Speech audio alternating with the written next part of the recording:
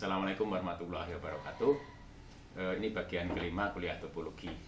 Nah, jika sebelumnya kita fokus pada pemaparan ya, konsep-konsep, definisi, sifat-sifat ya secara abstrak ya, maka bagian ini akan kita fokuskan untuk contoh-contoh konkret ya.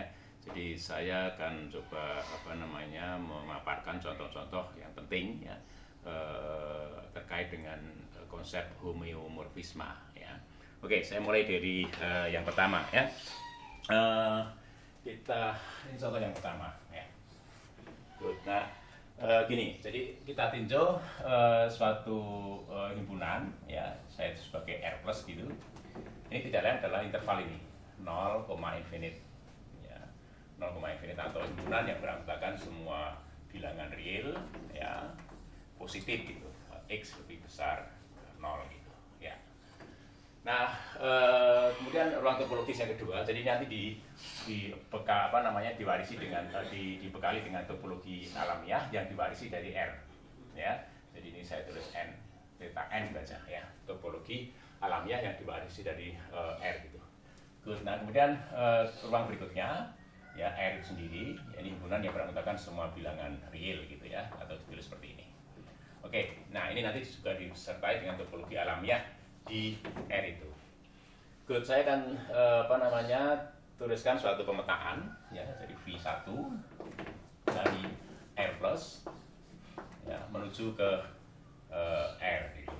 Yakni bahwa setiap X anggota R plus saya pasangkan dengan V1X yang itu sama dengan ln X gitu. Jadi logaritma natural ya. X. Good. Nah, ini tentu saja adalah pemetaan yang kontinu menurut topologi alamiah seperti yang sudah mungkin Anda pelajari di kalkulus ya. Jadi inilah fungsi kontinu ya. Karena apa? Karena X itu dibatasi pada 0 sampai infinite gitu. Nah, Anda tahu semua bahwa pemetaan ini atau fungsi ini memiliki inverse ya. Jadi ya ini pemetaan dari R ya, menuju ke R plus gitu ya. Jadi bahwa setiap T atau saya tulis X aksen ya, X aksen anggota R, maka ini dipasangkan dengan V inverse, V1 inverse X aksen yang itu tidak lain adalah eksponensial dari X itu ya. Jadi ini adalah contoh suatu homeomorfisme. Tentu saja ini kontinu ya. Jadi menurut apa yang sudah kita dapatkan di kuliah kalkulus, maka kedua fungsi ini, pemetaan ini merupakan pemetaan yang kontinu. Satu merupakan inverse bagi yang lain. Gitu. Nah, karena ini contoh suatu homeomorfisme. Artinya apa? Artinya bahwa himpunan R plus ya dan himpunan R itu homeomorfis. Karena apa? Karena kita bisa menemukan sebuah homeomorfisme dari R plus ke R atau sebaliknya gitu ya. Good. Ya, ini contoh yang pertama ya. Saya rasa Anda sudah cukup mengenal ini ya. Oke, contoh yang kedua ya. Contoh yang kedua. Ini terkait dengan ini. Jadi saya tulis sekali lagi ruang topologisnya adalah R, tau N gitu ya. Ya, kemudian juga, jadi ruang topologis yang kedua juga sama ya, gitu. Nah, saya kemudian konstruksi suatu pemetaan ya V2 ya dari R menuju R.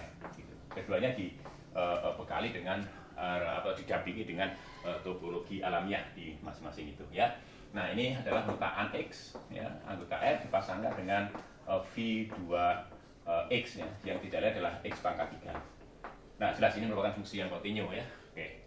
Menurut topologi alamiah ya, bisa dicek ya. Nah, kemudian pemetaan ini tentu saja memiliki inverse ya, V1, V2 ya, inverse ya, itu pemetaan juga dari R menuju R tentu saja ya, di mana X aksen anggota R itu dipasangkan dengan V2 inverse ya, X aksen yang tidak lain adalah ini X aksen lah, ini X aksen ya. Yang tidak lain adalah akar pangkat 3. Jadi akar pangkat 3 dari X aksen. Ya, itu kedua pemetaan ini kontinu ya. Jadi ini kontinu, yang di bawah pun juga kontinu. Jadi oleh karena itu V2 itu boleh dikatakan sebagai, dan bijektif ya, bijektif. Yang penting bahwa pemetaan itu juga bijektif ya. Oke, saya rasa ini juga bijektif ya. Ini pemetaan juga bijektif ya. Kemudian kontinu keduanya ya, baik V2 maupun inversnya maksud saya. Maka V2 itu adalah suatu homeomorfisme ya. V2 suatu homeomorfisme ya. Oke. Nah, kemudian apa namanya, orang ya tentu saja R itu homeomorfis dengan R gitu ya. Jadi ini tidak bisa tentu saja ya. Oke. Terhadap topologi yang sama gitu ya, kebetulan ya. Oke. Nah, kemudian yang ketiga ya, contoh yang ketiga ya, yang ketiga adalah ini. Jadi yang pertama ruang topologisnya adalah interval ini, minus pi per 2, pi per 2 ya. Jadi interval pada garis real ya, jadi ini bisa titik 0 gitu ya, karena ini adalah titik interval ini. Jadi antara minus pi per 2 menuju pi per 2 gitu ya. Jadi ini yang perhimpunan yang pertama ya, dibekali dengan topologi alamiah yang diwarisi dari R ya. Jadi ini tau n, ini maksud saya adalah topologi alamiah yang diwarisi oleh interval ini dari himpunan R gitu ya. Ini sebagai subset di dalam himpunan R gitu ya. Oke, nah kemudian yang kedua adalah R ini sendiri ya, dibekali dengan topologi alamiah ya. Oke, nah pemetaan yang saya pilih di sini adalah V3 ya. Jadi ini adalah pemetaan dari interval itu min pi per 2 ya menuju pi per 2 itu. Oke. Menuju ke ya interval pi minus pi per 2 sampai dengan pi per 2 menuju ke R itu. Jadi bahwa setiap titik X ya anggota ini interval itu saya pasangkan dengan ya, mungkin variabelnya saya ganti dengan theta aja ya, variabelnya theta ya, variabelnya theta ya, sudut ya di antara minus pi per 2 sampai dengan pi per 2 ya. Ini saya pasangkan dengan V3 theta, yang tidaknya adalah tangan theta gitu ya. Kita bisa cek bahwa grafik ya tangan yang dibatasi pada interval minus pi per 2 sampai dengan pi per 2 itu merupakan suatu pemetaan yang bijektif ya. Oke, jadi kalau digambarkan di sini ya, ini minus pi per 2, ini pi per 2 gitu ya. Ini garis tegak ya, X sama dengan pi per 2, maka Anda mesti lihat ya grafik yang semacam ini dari fungsi tangan itu. Jadi kalau saya bikin garis vertikal, maka garis vertikal itu hanya memotong grafik di satu titik. Demikian juga kalau saya bikin garis horizontal lurus, maka hanya memotong di satu grafik fungsi tangan itu di satu titik. Itu artinya bahwa pemetaan ini V3 itu bijektif gitu ya, bijektif. Nah, pemetaan juga kontinu ya. Pemetaan itu juga kontinu kalau dibatasi pada interval minus pi terbuka, interval terbuka minus pi per 2 sampai dengan pi per 2 ya. Nah, tentu ini harus punya inverse ya. Oke, dari R ya menuju ke interval minus pi per 2 sampai dengan pi per 2 begitu ya. Jadi bahwa setiap titik X anggota R dipasangkan dengan V3 inverse X itu yang tidak lain adalah tangan inverse ya, arcus tangan ya, biasanya orang menulisnya sebagai arcus ya, tangan ya, X gitu. Ya, dan pemetaan ini tentu saja juga kontinu. Nah, oleh karena itu V3 ini contoh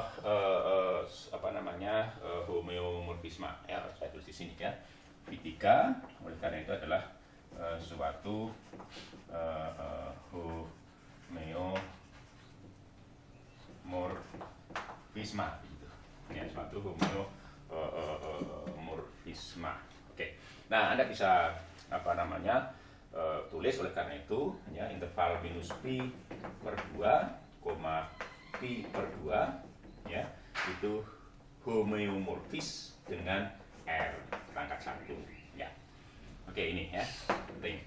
Nah, Anda juga bisa sebagai contoh ya. Ini contoh yang keempat ya, contoh yang keempat saya tulis di sini. Kalau Anda punya interval terbuka pada sumbu X begitu ya. Misalnya ini dari A sampai dengan B ya. Lalu Anda juga memiliki interval terbuka pada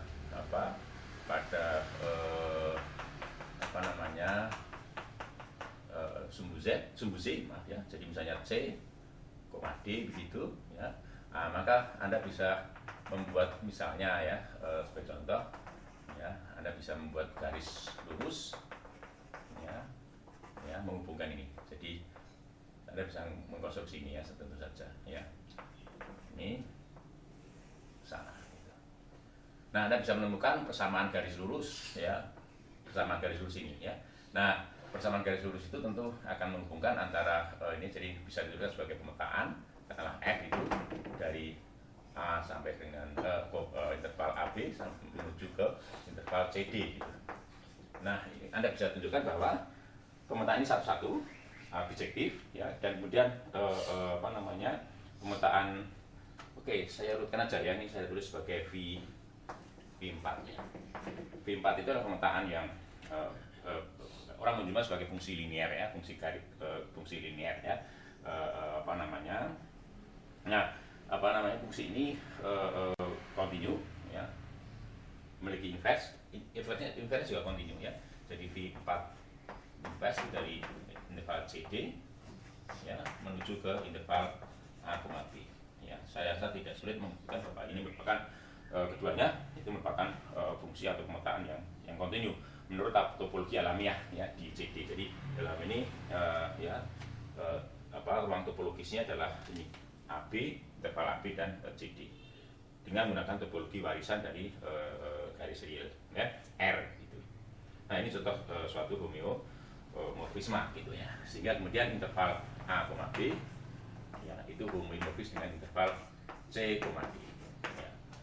Oke, itu sembarang ya. Interval terbuka, dua interval terbuka itu homeomorfis ya, satu dengan yang lain. Oke, saya balik dulu ya.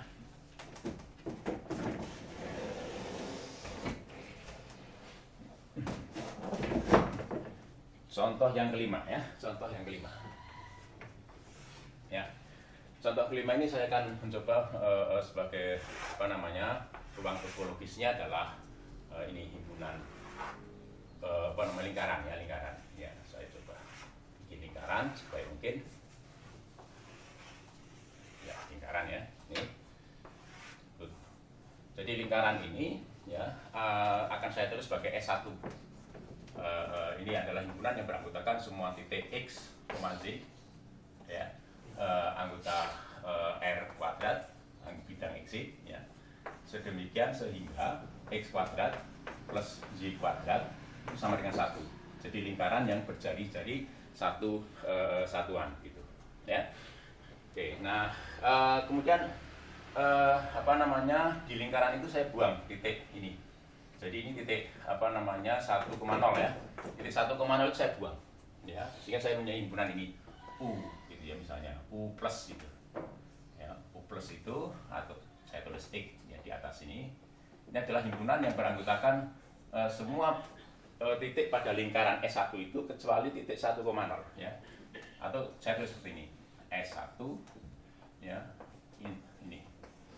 Oke, 1,0 ya, 1,0.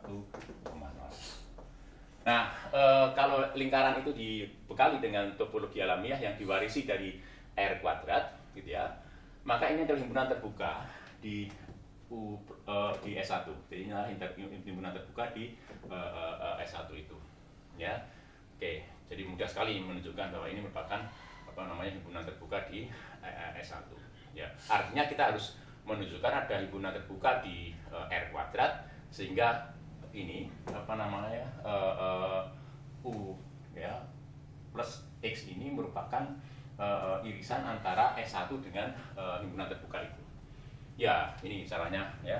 Ambil ini titik ini. Jadi ini sampai infinite ya. Nah, ini. Jadi irisan antara himpunan ini semua ini ya. Termasuk ini ya, ini. Ya. Oke. Ini kan terbuka. Asalkan ini tadi titik ujung ini tidak dipakai, ini kemudian garis ini putus ini artinya bahwa wilayah yang dilalui garis ini tidak termasuk di dalam himpunan terbuka di R kuadrat itu. Sehingga kalau himpunan terbuka ini diiris dengan lingkaran S1 itu hasilnya adalah ini, interval ini. Jadi ini sana kemudian sampai di situ atau ini tadi. Oke, ya. Jadi itu adalah interval terbuka. Himpunan terbuka pada lingkaran itu S1 itu. Nah, saya kemudian mengkonstruksi suatu pemetaan ini. Jadi V ya, saya tulis V x plus gitu ya, agak sedikit berbeda dari urutan tadi ya, plus ya. Ini adalah pemetaan dari UX ya, plus itu menuju ke interval 0,2 pi. Ya, ini tentu saja merupakan subset di R. Ya, sehingga kemudian kita bisa membekali interval ini dengan topologi alamiah dari tau R itu. Jadi tau M. Jadi topologi alamiah yang kita ambil dari warisan ya dari R itu. Nah, kemudian ini juga begitu. Jadi UX plus itu ya mewarisi topologi dari lingkaran itu. Nah, lingkaran itu kita bekali topologi alamiah dari R pangkat 2 gitu. Oke. Nah, sehingga kemudian misalnya pemetaan ini adalah menjodohkan setiap titik X, Z anggota UX plus itu, misalnya di sini ya. Titik ini misalnya titik X, Z ini ya. Dengan titik di sini. Jadi ini kalau saya tuliskan oke, ini saya dipasangkan dengan Vx plus ya X, Z, dan ini tidak lain adalah theta. Apa itu theta? Theta adalah sudut yang dibentuk oleh vektor posisi ya X, Z itu dengan ini garis atau sumbu X positif itu ya. Ini theta. Oke. Ya, itu satu titik di sini tentu hanya terkait dengan satu theta. Theta itu anggota ini interval 0,2 pi gitu ya. Nah, dalam ini kita bisa menunjukkan bahwa pemetaan ini bijektif ya, pemetaan ini bijektif, sehingga kemudian kita mestinya harus inverse bagi pemetaan ini. Saya tulis seperti ini ya, inverse. Ini adalah pemetaan dari interval 0,2 pi ya menuju ke UX plus. Ingat ya, UX plus adalah subhimpunan terbuka di S1 ya, menurut topologi alamiah di S1 yang diwarisi dari topologi alamiah di R kuadrat ya. Nah, ini adalah bahwa setiap titik theta itu akan dipasangkan dengan ini Vx plus inverse theta, dan tidak lain adalah cosinus theta, sinus theta ya. Nah, dengan mudah bisa ditunjukkan bahwa kedua pemetaan ini kontinu ya, baik Vx plus maupun inverse-nya itu kontinu dan bijektif ya. Kenapa ada ini? Karena bijektif ya, ada inverse karena bijektif. Good. Nah, maka kita bisa katakan bahwa ini interval terbuka himpunan terbuka UX plus ini itu atau ini saya tulis dulu ya, Vx plus itu suatu homeomorfisme ya, homeomorfisme, dan himpunan terbuka ini X plus itu homeomorfis dengan interval 0,2 pi. Oke, gitu ya. Jadi ini contoh yang kelima gitu ya. Good. Nah, tentu Anda juga bisa mengambil contoh yang lain ya. Misalnya yang dibuang bukan titik 1,0, tapi yang dibuang adalah titik min 1,0 gitu ya. Itu misalnya saya tulis sebagai ini ya, X minus itu adalah himpunan S1 lingkaran kecuali ini min 1,0 ya. Anda pun juga bisa mengkonstruksi suatu pemetaan Vx minus, pemetaan dari Ux minus menuju ke interval 0,2pi, bisa juga seperti itu ya, dimana sudut itu kemudian yang dibentuk oleh ini ya, ya, jadi sudut yang dibentuk oleh titik ya, ya, dengan sumbu ini X negatif ya, sumbu X negatif ya. Dari sini juga bisa ya, sudut ini misalnya juga bisa ya, dari 0 kemudian nanti 2pi ya. Saya rasa juga hampir serupa dengan itu.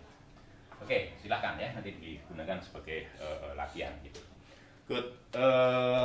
Contoh berikutnya ya, masih terkait dengan lingkaran itu ya, masih terkait dengan lingkaran. Ya, yang contoh nomor 6 ya, masih terkait dengan lingkaran. Saya akan mengambil sekarang bukan Ux plus ya, tapi dalam hal ini saya jadi mengambil Ux plus, tapi saya tulis seperti ini ya. Jadi ini saya masukkan sebagai, atau sebentar, J plus saja, Z plus. Ini saya masukkan sebagai himpunan yang beranggotakan semua X, Z ya, anggota S1 ya. Oke, dengan Z itu lebih besar dari 0 gitu. Ya, artinya ini adalah subhimpunan di lingkaran belahan atau atas itu ya, belahan atas ya. Jadi kalau saya gambarkan di sini ya, saya gambarkan di sini misalnya, ini adalah ini. Jadi ya, jadi belahan atas tidak termasuk titik pada garis atau sumbu X itu tidak termasuk. Jadi ini ya, wilayah ini. Ya, ini adalah wilayah tadi wilayah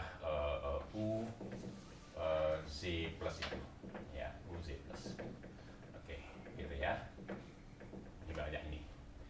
Oke, nah tentu di sini adalah titik X, Z anggota S1 ya, sedemikian sehingga Z itu lebih besar dari 0. Nah kemudian saya ambil ya, sebagai ruang topologis adalah interval ini. Ruang topologis yang kedua saya ambil interval terbuka ini sampai dengan di sini ya. Jadi ini min 1, ini 1, jadi ini titik 0 di sini. Ini sebagai ruang topologis yang kedua ya. Jadi ini tentu saja biasa kita tulis sebagai interval min 1,1 ya, ini ya, interval 1,1 ya, ini subset R pangkat 1 ya, sehingga kemudian kita bisa membekali ruang topologis ini dengan tau N ya, jadi topologi warisan yang diwarisi dari R. Nah UZ plus ya, ini juga bisa dipandang sebagai ruang topologis tersendiri dengan topologi yang diwarisi dari S1 gitu ya, topologi alamiah di S1 gitu. Nah kalau kemudian saya punya titik di sini X, Z gitu ya, saya akan pasangkan dengan titik ini, titik di sini patnya X gitu ya, sehingga kita bisa mengkonstruksi suatu pemetaan. Saya tulis V Z plus ya, itu adalah pemetaan dari U Z plus menuju ke interval min 1,1 ya. Ya, ini bahwa setiap titik X, Z anggota U Z plus itu saya pasangkan dengan V Z plus, yakni X, Z ya, X, Z, dan ini sama dengan X gitu. Ya, jika dilihat gambar ini, kita bisa menyimpulkan sebenarnya bahwa pemetaan ini bijektif ya. Jadi semua titik pada ini UZ plus ini akan dipasangkan dengan satu titik pada interval min 1,1, dan sebaliknya setiap titik pada interval min 1,1 itu akan dipasangkan dengan satu titik pada UZ plus ya. Oke, inversnya begini mestinya ya. Z plus inverse dari interval min 1,1 menuju ke U Z plus ya. Ini bahwa setiap titik X aksen misalnya ya dipasangkan dengan titik V Z plus inverse ya X aksen ya. Lihat di situ bahwa titik X, Z anggota UZ plus oleh VZ plus dipasangkan dengan titik X di interval itu. Nah, artinya kita tebak di sini mestinya koordinat ini ya, X ini X aksen, koma. Nah, tentu saja X dan Z tidak bebas di situ. Ya, jadi terlihat bahwa X kuadrat plus Z kuadrat itu sama dengan 1. Ya, artinya bahwa Z pada lingkaran itu sama dengan akar dari 1 minus X kuadrat. Dan positif, kenapa? Karena Z di belahan atas itu ya, jadi oleh karena ini sama dengan akar ya, ini bagian ini adalah 1 minus X aksen kuadrat ya, kurang lebih ya, saya ketikkan ya, X aksen akar 1 minus X aksen kuadrat gitu. Ya ini.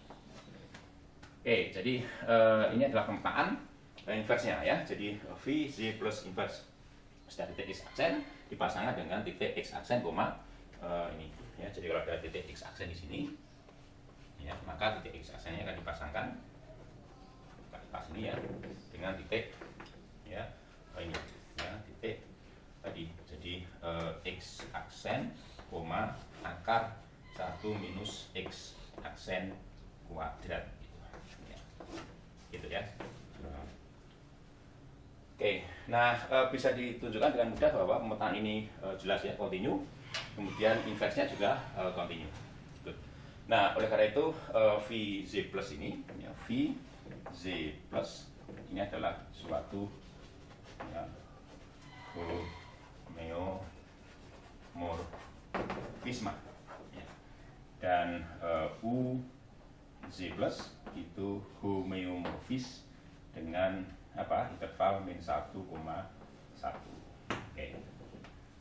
Good. Nah, ini contoh ya. Jadi pada lingkaran tadi juga bisa didapatkan ya suatu subhimpunan terbuka ya yang juga homeomorfis dengan interval min 1,1.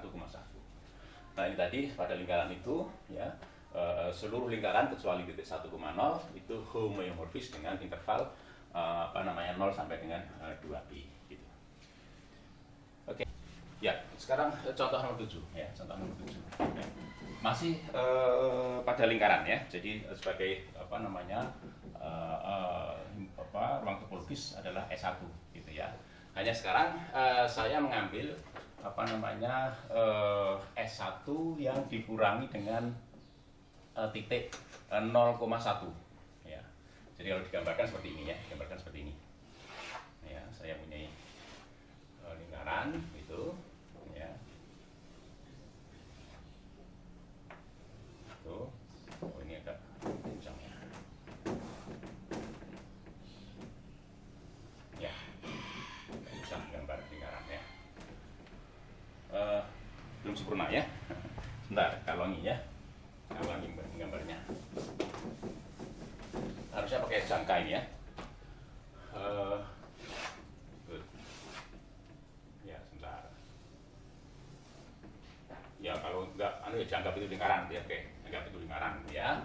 Nah sekarang kita perhatikan lingkaran kecuali ini titik ini. Orang menyebutnya sebagai kutub utara ya, bolehlah gitu disebut sebagai kutub utara. Ya ini titik 0,1 ya, ini sumbu X. Ini ya sumbu X, ini sumbu Z ya. Sumbu X ya, ini sumbu Z. Good. Nah kemudian kita akan coba perhatikan jadi misalnya ini saat diberi garis menyinggung ya, itu ya, ini sebagai garis ya. Nah kemudian saya akan coba lakukan proyeksi ya. Jadi misalnya saya punya titik di sini, titik X, Z itu akan saya proyeksikan ke garis tadi, garis lurus ya. Oke, garis lurus itu kita set, kita pasang ya. Garis lurus itu titik nolnya ya, sebagai sumbu garis real itu titik nolnya di sini, di titik nol di situ. Ya. Nah, saya lakukan proyeksi dengan jalan saya tarik garis lurus, ya, memotong lingkaran pada titik x, z itu, sehingga jatuh pada lingkaran garis lurus tadi, ya, R tadi ini saya tulis R gitu, ya. Oke. Nah, ini kita sebut sebagai x aksen. Nah, berapa x aksen? Ya, berapa x aksen? Itu dengan mudah kita dapatkan dengan membandingkan segitiga ini, segitiga ini dengan segitiga yang ini, yang besar ini. Nah, tentu saja sekian ini itu 2, ya. Jadi kalau dihitung jadi karena ini lingkaran satu, jadinya jari-jarinya satuan, maka sekian ini, ya, dari diameternya itu mestinya sama dengan 2 satuan. Jadi diameternya 2 satuan gitu, ya.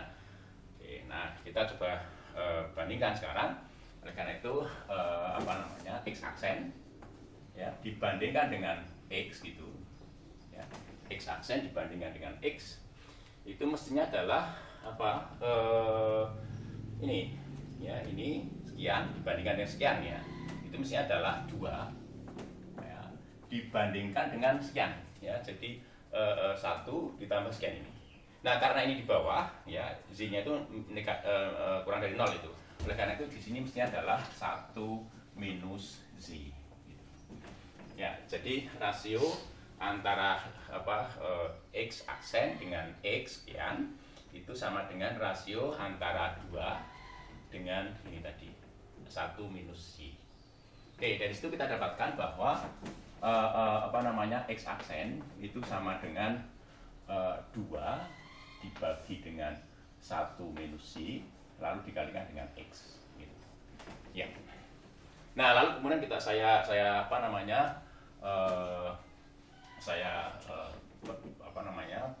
susun konstruksi suatu pemetaan V, ya, S itu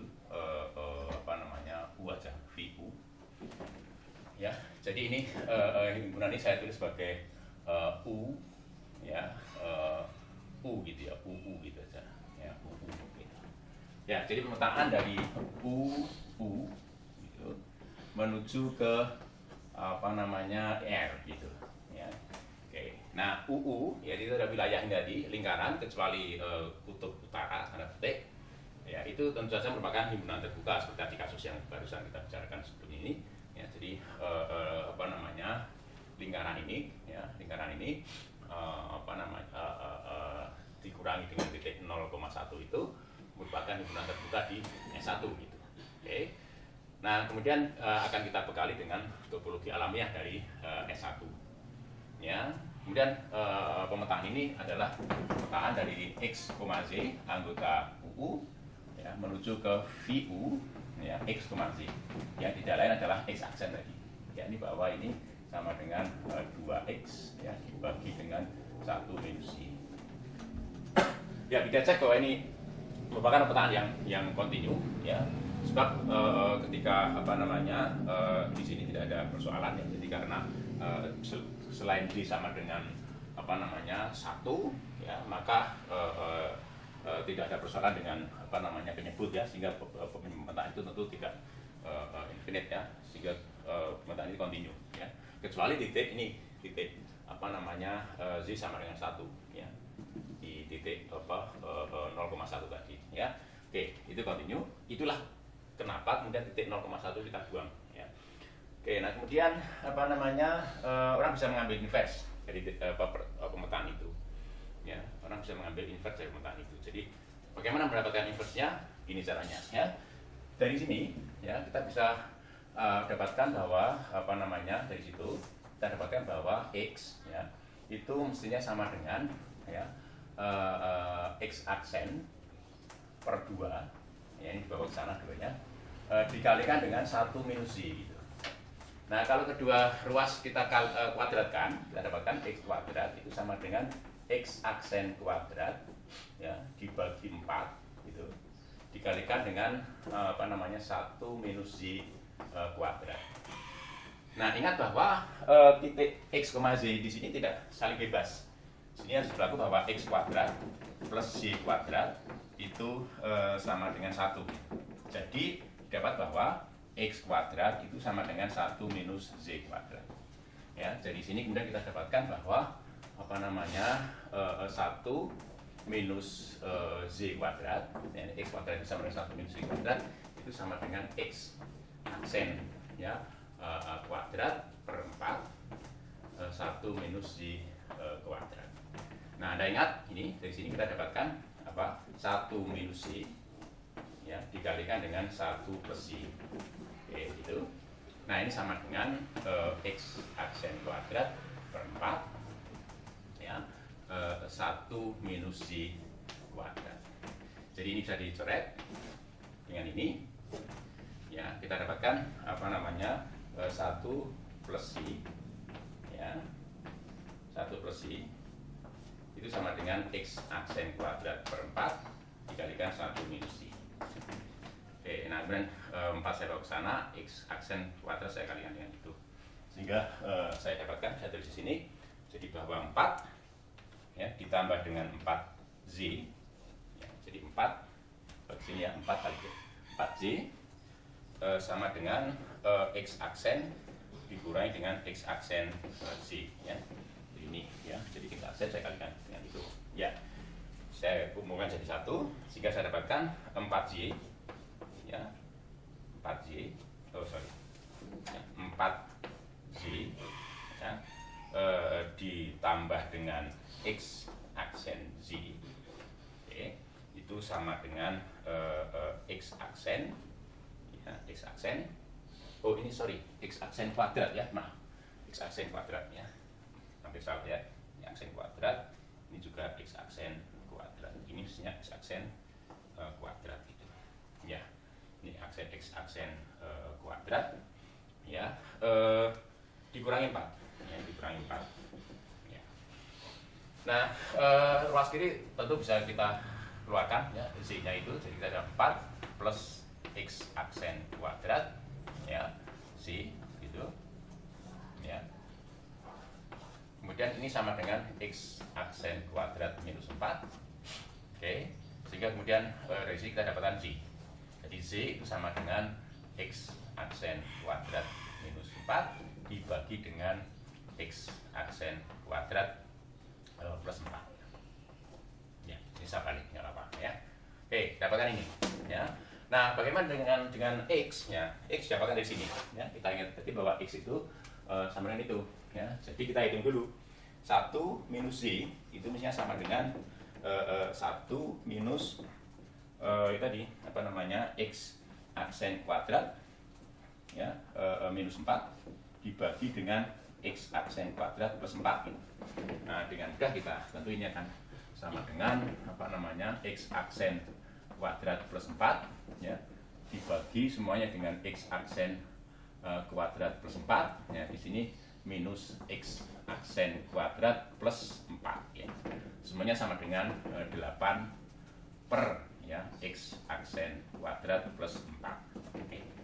Nah, dengan demikian tinggal kita dapatkan sekarang bahwa x ya itu sama dengan di sana ya ada x aksen ya per 2 ya dikalikan 1 minus z. 1 minus z itu sama dengan tadi 8 dibagi dengan x aksen kuadrat plus 4 ya.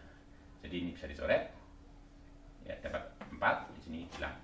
Jadi kita bisa dapatkan apa namanya 4 x aksen dibagi dengan x aksen kuadrat plus 4 ya. Jadi sekarang kita lihat kita memiliki apa namanya pemetaan ini ya, kita dapatkan pemetaan ya, z sudah kita dapatkan, x juga sudah kita dapatkan ya.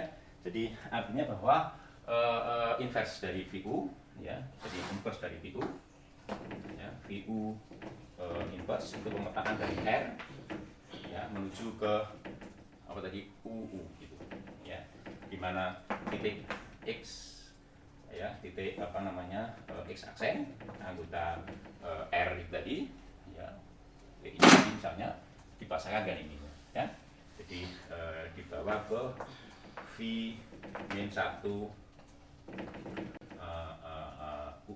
VU-1 dari x aksen itu ya, ini bahwa ini sama dengan ya, jadi di sana ya, jadi x ya x aksen 4 X aksen ya, dibagi dengan X aksen kuadrat ditambah 4 ya, koma ya, koma ya, apa itu X aksen kuadrat minus 4 ya, dibagi dengan X aksen kuadrat plus 4 ya. Ini X aksen itu ya jelas di bawah ini nggak pernah 0 ya, sehingga kemudian pemetaan ini juga kontinu ya. Kita lihat di situ bahwa UU ya, atau saya tulis dulu VU ya, itu adalah suatu homeomorfisme gitu ya. Sementara oleh karena dia UU itu homeomorfis dengan R ya. Di situ ya kita juga bisa tunjukkan bahwa suatu himpunan terbuka di S1 ya, yakni UU tadi itu juga homeomorfik dengan R gitu. Ya. Oke. Itu contoh ke-7 ya. Sekarang kita bicara contoh ke-8 ya. Contoh ke-8. Oke, saya balik dulu ya.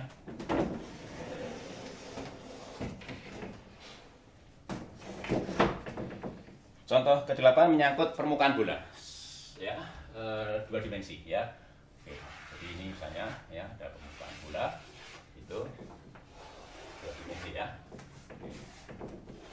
Nah, tentu saja ada bidang ekuator istilahnya gitu ya, kalau di dalam ilmu bumi ya, ada bidang ekuator berupa cakram ya, cakram gitu. Ini saya putus ya, tulis garis saya putus ya. Kayak biasanya kita pilih sana itu sumbu Z ya, misalnya ini adalah sumbu X, yang sana sumbu Z, sumbu Z, sumbu X ya, sorry, SPX, SPZ ya, SPZ, sini SPZ. Oke, nah saya akan memilih ini belahan utara ya, belahan utara. Jadi ini biasanya ya ditulis S2, dan S2 itu adalah himpunan yang beranggotakan semua X, Z, Z ya, anggota R pangkat 3 ya, dalam ruang 3 dimensi, di mana X kuadrat plus Z kuadrat plus Z kuadrat itu sama dengan 1 ya. Jadi permukaan bola berjari atau berjari-jari satuan gitu ya. Nah, sekarang kita pilih belahan utara ya, belahan utara dari permukaan bola itu ya.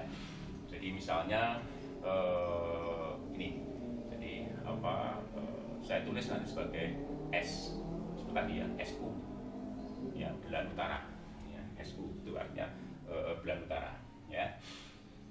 Oke, nah ini saya, atau mungkin biar sebentar, ini biar enak ya, jangan SU ya, tapi SZ plus ya, SZ plus saja ya, SZ plus ya, ini S2 Z plus ya. Kemudian yang beranggotakan semua X ya, Z, Z ya, anggota anggota S2 atau S kuadrat ya, dengan Z-nya itu tidak negatif, lebih besar dari 0 ya, positif maksudnya ya. Oke, jadi belahan utara ya, belahan utara itu. Jadi ya, wilayah ini ya, jadi belahan utara itu ya. Oke, nah kemudian saya akan coba mendefinisikan suatu pemetaan seperti ini ya, suatu pemetaan seperti ini. Jadi saya gambar ulang di sini ya, saya gambar ulang ini biar lebih enak di pahami ya. Ini misalnya belahan utara lagi ya, belahan utara itu ya. Jadi tadi sumbu Z ke sana, ini sumbu X, ini sumbu ke sini ya.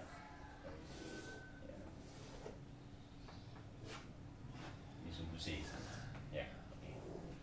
Nah kemudian saya pilih di suatu bidang ya, bidang X ya, Z aksen. Jadi ini ini sumbu sumbu z aksen, terus ini adalah sumbu sumbu x aksen gitu. Nah ini, nah di sana kita pilih suatu cakram, cakram yang jari-jarinya satu-satuan juga gitu ya, seperti cakram jari-jarinya satu-satuan ya. Oke itu. Nah kemudian apa namanya, ini kurang sini ya.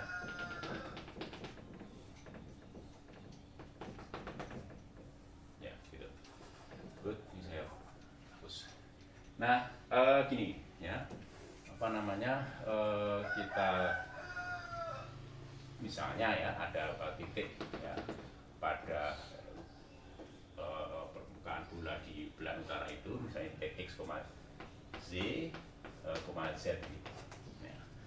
Itu akan dengan mudah ya kita akan pasangkan dengan titik ini. Jadi ini saya bawa ke sini. Ya, titiknya adalah saya tulis pakai x, z. Mengikuti di sini. Kalau ini x, z, maka di sini titik x, z. Pada ini. Ya, jadi ini saya sebut sebagai D, ya, D1 gitu ya, D1. Oke, nah kemudian ya ini tadi adalah tadi apa namanya SZ plus tadi, SZ plus, S2Z plus. Oke, ya itu kira-kira ya. Nah kemudian saya formalkan sebagai pemetaan ini. Jadi VZ plus itu adalah apa namanya pemetaan dari S kuadrat Z plus menuju ke D1 tadi. Ya, apa itu D1? D1 adalah apa namanya cakram terbuka ya di bidang R kuadrat itu. Bidang X aksen, Z aksen ya. Nah, titik X, Z itu akan saya pasangkan dengan titik ini VZ plus ya, X, Z, Z yang tidak lain adalah X, Z gitu.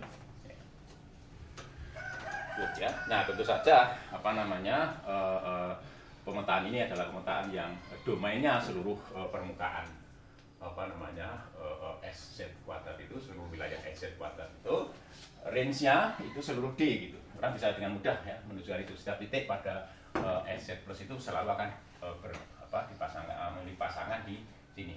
Ya, artinya bahwa SZ domain dari VZ plus itu seluruh SZ plus S kuadrat Z plus itu. Nah range-nya ya seluruh D1 gitu. Kenapa? Dengan mudah ya, kalau saya ada satu titik di D1 sembarang kita tarik dari lurus ke atas, maka akan berpotongan dengan permukaan apa namanya SZ plus kuadrat itu. Ya, sehingga pemetaan ini merupakan pemetaan yang bijektif gitu. Ya. Satu-satu ya yang mudah kita dapatkan, mudah sekali menuju apa itu satu-satu. Kemudian apa namanya domain dari VZ plus adalah seluruh S kuadrat Z plus. Kemudian range dari pemetaan ini adalah D1 keseluruhan ya. Oke, nah tentu kita bisa menunjukkan bahwa VZ plus inverse ya, itu adalah pemetaan dari D1 ya, nanti menuju ke S kuadrat Z plus. Oke. Nah kemudian apa namanya satu titik di sini misalnya X aksen, Z aksen, ya. Oke, ini akan dipasangkan dengan tentu saja apa namanya secara formal kita tulis ini ya VZ plus inverse X aksen, Z aksen. Dan ini mudah sekali menghitung dan ini mesti sama dengan ini ya, sama dengan X aksen, Z aksen, ini akar karena ini di belahan utara ya, di belahan utara, jadi Z-nya selalu lebih besar dari 0 ya. Ini misalnya ini 1 minus X aksen kuadrat ditambah Z aksen kuadrat ya. Itu. Jadi ini adalah titik pada S kuadrat Z plus yang dipasangkan dengan titik X aksen, Z aksen di D1. Nah, pemetaan ini kontinu ya, mudah sekali menunjukkan. Ambil misalnya sembarang himpunan terbuka di sini, ya misalnya, maka prabayangan tentu adalah himpunan terbuka di sini, gitu, ya. Jadi di permukaan bola itu ya, Sebaliknya, jadi kalau kita ambil himpunan terbuka di sini, ya misalnya, itu, maka proyeksinya di sini ya, itu juga merupakan himpunan yang terbuka di sini. Ya, ya maksudnya ke sini ya. Ya. Gitu.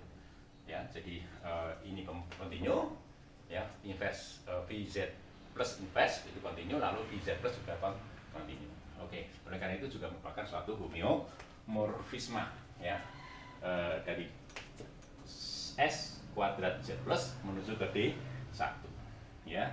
Oke, itu sehingga kemudian kita bisa tuliskan bahwa apa namanya di sini aja ya.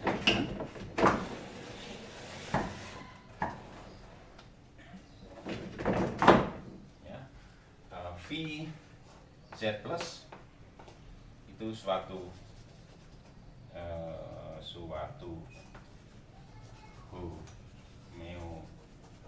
homeomorfisme dan S kuadrat Z plus itu homeomorfis ya dengan apa namanya D1 dengan cakram satu dimensi cakram apa namanya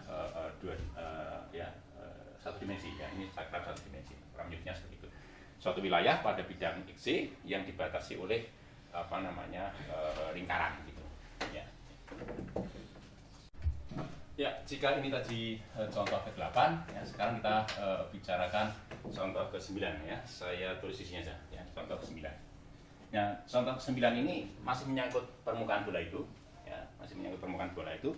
Hanya sekarang apa namanya ini, jadi kalau ini permukaan bola ya, ini bidang tadi bidang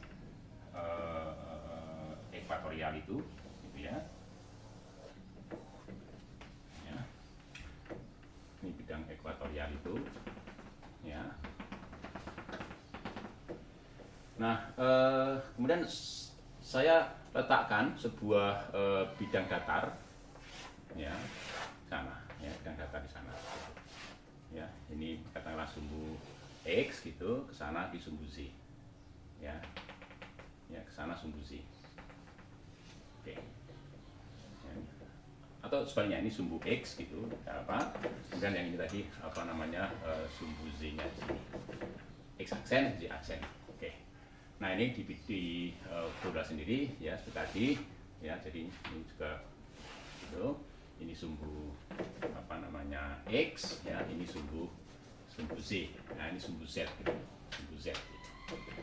Oke, nah kemudian saya buang ya titik ini, kutub utara ini, saya buang kutub utara itu ya, ini kemudian saya tulis sebagai S kuadrat U gitu ya. Ini adalah himpunan yang beranggotakan semua titik pada S kuadrat ya, permukaan bola itu, kecuali titik apa namanya kutub utara tadi ya, kutub utara ya. Jadi kutub utara itu ada titik apa namanya 0,0,1 gitu ya. Jadi ini titik ini 0,0,1 saya buang ya. Oke, nah orang dengan mudah bisa menunjukkan bahwa ini S kuadrat U itu adalah apa namanya himpunan terbuka pada S kuadrat ya, dengan topologi alamiah yang diwarisi dari S pangkat 3 R pangkat 3 gitu. Jadi S kuadrat itu permukaan bola di dalam ruang berdimensi 3 R kuadrat pangkat 3. Nah di R pangkat 3 ada apa namanya topologi alamiah. Nah S kuadrat itu mewarisi topologi alamiah ya dari apa namanya R pangkat 3 itu. Nah dengan mudah bisa tunjukkan bahwa S kuadrat U ini adalah himpunan terbuka pada S kuadrat. Artinya bahwa kita bisa menemukan suatu himpunan terbuka di di R pangkat 3 maaf, yang apa namanya irisannya dengan S kuadrat itu sama dengan S kuadrat U itu ya. Oke, nah tentu saja S kuadrat U juga bisa dibekali dengan topologi warisan dari S kuadrat gitu. Oke. Nah kemudian saya akan apa namanya seperti tadi konstruksi suatu proyeksi. Jadi nanti setiap titik ya di sini misalnya ya, di sini titik tentu ini adalah X Z Z itu akan saya proyeksikan ke bidang tadi, bidang apa namanya X aksen Z aksen tadi. Yakni dengan jalan menarik garis lurus, ya, memotong permukaan bola itu pada titik yang dimaksud tadi, lalu jatuh ke bidang X aksen Z aksen itu. Nah ini titik ini akan saya tulis sebagai X aksen, Z aksen gitu. Oke, nah kalau dilihat dari apa namanya, dilihat dari atas, ya, dilihat dari atas, kita bisa menggambarkan. Ya, atau saya tulis di sini dulu ya, saya tulis di sini, saya gambar di sini ya. Kalau dilihat dari atas, ya, misalnya ini, ya, ini sumbu X, ya, ini sumbu Z gitu, ya. Oke, ini titik kutub utara itu. Ya, kutub utara itu, maka misalnya ini adalah titik, ya, di bawah sana ya, titik X Z Z gitu, ya, di sana. Nah, ini adalah garis proyeksi, ya, ini adalah titik misalnya apa namanya X aksen Z aksen, ya, di sini ya, ini titik X aksen Z aksen gitu, misalnya titik ini, ya, maka titik ini, ya, titik X, Y, Z ini, garis ini bisa diproyeksikan ya ke sana. Ya, sekian ini adalah apa namanya Z, ya, dan sekian ini mestinya adalah X gitu. Ya, oke. Jadi sekian ini X, sekian ini Z. Oke. Nah kemudian segitiga ini, ya, segitiga ini, ya, misalnya ini ya, sama ini, itu bisa kita proyeksikan. Ya, kita proyeksikan ke sumbu X dan kita proyeksikan ke sumbu di bidang X Z dan ke bidang ZZ gitu. Ya, jadi ini proyeksi yang sana. Ya, akhirnya kita akan mendapatkan gambar seperti ini. Ya. Akan mendapatkan misalnya ya ada dua gambar. Jadi yang ini misalnya ini sumbu Z gitu. Ya, jadi ini sumbu Z. Ya, kemudian ini kutub utara itu, ya, kutub utara itu. Ya, kita dapatkan ini. Jadi misalnya ini adalah sumbu ini harus dua kali itu ya. Ini misalnya sumbu apa namanya sumbu X misalnya, ya, ini sumbu X. Ya, mestinya ini adalah titik di sini ya. Ini titik X ya, Z proyeksi, maaf ya, kalau proyeksi bukan itu ya. Jadi sekian ini adalah X gitu. Ya, kemudian sekian ini adalah X aksen.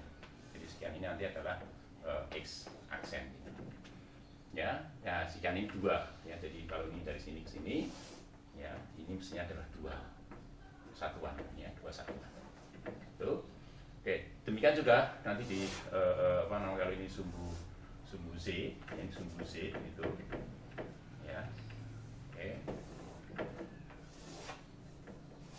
ya, sama, jadi ini titik sini, ini misalnya akan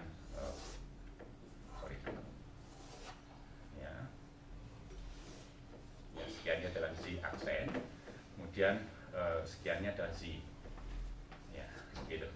Nah ini juga dua, ya, sampai sini itu dua satuan, gitu. Ya, oke. Nah kita dapatkan dua gambaran itu ya, sehingga kemudian kita dengan cara yang seperti yang sudah saya sampaikan tadi, ya, kita dapatkan ini. Oke, sekarang apa namanya?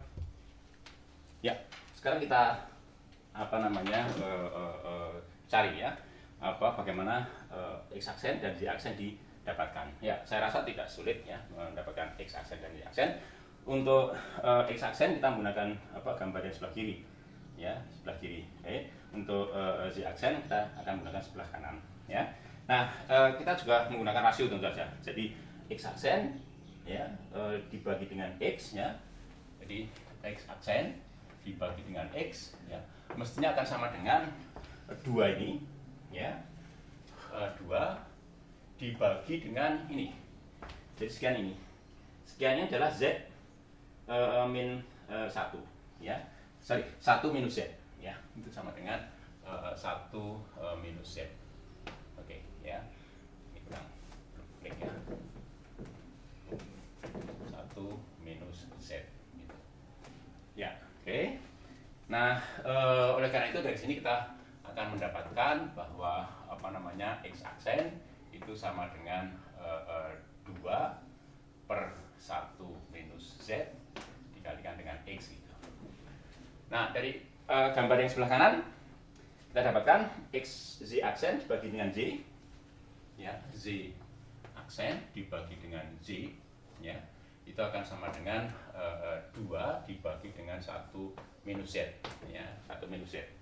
Oke, nah dari situ kita akan mendapatkan Z aksen itu sama dengan 2 kali Z dibagi dengan 1 minus Z. Oke. Ya, jadi akhirnya kita dapatkan pemetaan, ya, akan saya sebut sebagai VU. Ya, VU itu dari S kuadrat U menuju ke R pangkat 2.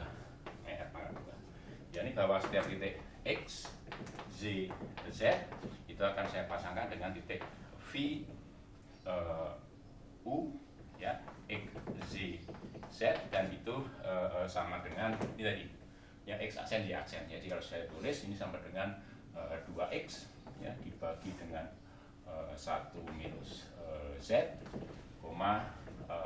2Z, ya, dibagi dengan 1 minus Z gitu. Ya. Oke, kita dapatkan itu. Oke. Nah, kemudian ya, kalau lihat pemetaan ini continue, ya, karena di atas itu perkalian dengan X dan Z, ya, itu otomatis continue, ya, di bawah ini tidak pernah 0 gitu, ya. Kenapa? Karena Z tidak pernah 1, ya, karena Z tidak pernah 1. Kenapa? Karena titik tadi kutub utara sudah kita buang, ya, dari S kuadrat itu, sehingga kita dapatkan S2U itu adalah permukaan himpunan semua titik pada permukaan pula kecuali kutub utara, ya. Nah, kita bisa juga mendapatkan inverse-nya dengan cara yang tadi, ya. Jadi pertama, ya, kita ubah ini menjadi bahwa X itu sama dengan X aksen, ya, per 2 dikalikan dengan 1 minus Z gitu. Ya. Oke, jadi ini saya bawa ke sini ke kanan, ya. Demikian juga Z, dari sini kita dapatkan bahwa Z itu sama dengan Z aksen, ya, dibagi 2, ya, dikalikan dengan 1 minus Z. Oke.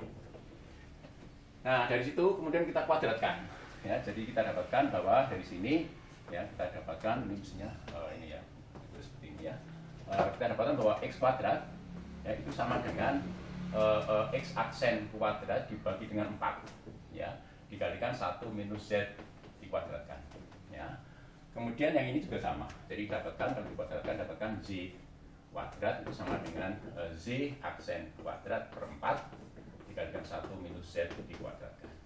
Nah, kalau ini dijumlahkan, kita dapatkan bahwa X kuadrat plus Z kuadrat itu, ya, itu sama dengan ini, jadi X aksen kuadrat plus Z aksen kuadrat, ya, semuanya dibagi dengan 4, ya, dikalikan dengan 1 minus Z dikuadratkan. Nah, untuk menyingkat penulisan, ya, ini saya tulis sebagai R aksen kuadrat, ya. Jadi ini X kuadrat plus Z kuadrat ini sama dengan R aksen kuadrat dibagi dengan 4, ya, ini 1 minus Z kuadrat. Nah, sementara ini X kuadrat plus Y kuadrat itu sama dengan 1 minus Z kuadrat, ya. Jadi X kuadrat plus Y kuadrat itu sama dengan 1 minus Z kuadrat. Kenapa? Karena titik X, Y, Z itu ada pada permukaan bola, ya, pada permukaan bola itu, sehingga, ya, dari sini jelas bahwa ini X kuadrat plus Z kuadrat plus Z kuadrat itu sama dengan 1, sehingga X plus Y kuadrat sama dengan 1 minus Z kuadrat, ya. Oke, jadi ini saya ganti ini sama dengan R aksen kuadrat, ya, dibagi dengan 4, ya, dikalikan dengan 1 minus Z kuadrat. Nah, ini masih bisa diproses seperti tadi, bahwa ini akan sama dengan 1 minus, ya, 1 plus, ya, Z, ya, 1 plus Z, ya, dikalikan dengan 1 minus Z gitu, ya. Ini sama dengan R aksen kuadrat per 4 dikalikan 1 minus Z kuadrat gitu, dicoret dengan ini, ya. Kita dapatkan R4 kemudian dikalikan sana, jadi dapatkan 4, ya, ditambah dengan 4Z, ya, itu sama dengan R aksen kuadrat minus R aksen kuadrat minus Z gitu. Plus minus ya, dikalikan Z ya, jadi ini dikalikan ini ya. Oke, kemudian didapatkan 4 Z ya, ditambah dengan R aksen kuadrat Z ya, itu sama dengan R aksen kuadrat minus 4 ya. Dengan demikian kita dapatkan bahwa Z itu sama dengan R aksen kuadrat minus 4 dibagi dengan Z ya,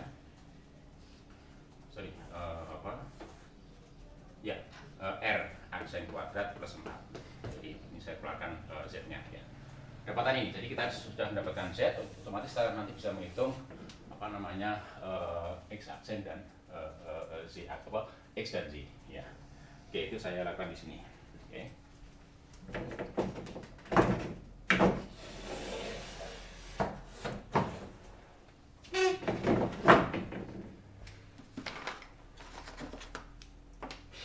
Ya, kita dapatin tadi R aksen kuadrat minus 4 per R aksen kuadrat plus 4. Nah, sementara kita dapatkan ini. Jadi X itu X ya, itu sama dengan ini 1 X aksen per 2 dikalikan 1 minus Z. Nah, kita hitung dulu 1 minus Z ya. Jadi kita hitung dulu 1 minus Z. 1 minus Z itu mestinya adalah 1 ya. 1 itu saya tulis sebagai ini tadi ya, R aksen kuadrat ya. R aksen kuadrat ya minus 4 dibagi dengan R aksen kuadrat plus 4 gitu. Plus ya. Dikurangi dengan R aksen kuadrat minus 4 dibagi dengan R aksen kuadrat plus 4 ya. Alhasil tadi ya, saya rasa ini jadi R aksen kuadrat minus R aksen hilang, kemudian 4 minus 4 jadi 8 ya. Didapatkan ya, ini sama dengan 8 dibagi dengan R aksen kuadrat plus 4. Oke, itu 1 minus Z ya, sekian itu, sehingga kemudian kalau ditanya X berapa, X sama dengan dari atas ini tadi ya, X sama dengan X aksen per 2 ya, ditulis di sini X aksen per 2 dikalikan 1 minus Z ya, jadi dikalikan 8 per R aksen kuadrat plus 4. Oh sorry, ini X aksen ya, X aksen. Oke, nah ini ya, jadi X aksen per 2 tinggal 1 minus Z ya, betul ya. Oke, nah kemudian tentu saja ini akan sama dengan ya, ini dicoret, ini 4 gitu ya. Jadi 4 X aksen dibagi dengan R aksen kuadrat plus 4. Nah ini mestinya sama dengan 4 X aksen dibagi dengan ini X aksen kuadrat plus ya, X aksen kuadrat plus Y aksen kuadrat ya, ditambah dengan 4 ya. Setelah dapatkan X ya, saya rasa dengan mudah kita akan mendapatkan Z serupa dengan itu tadi ya.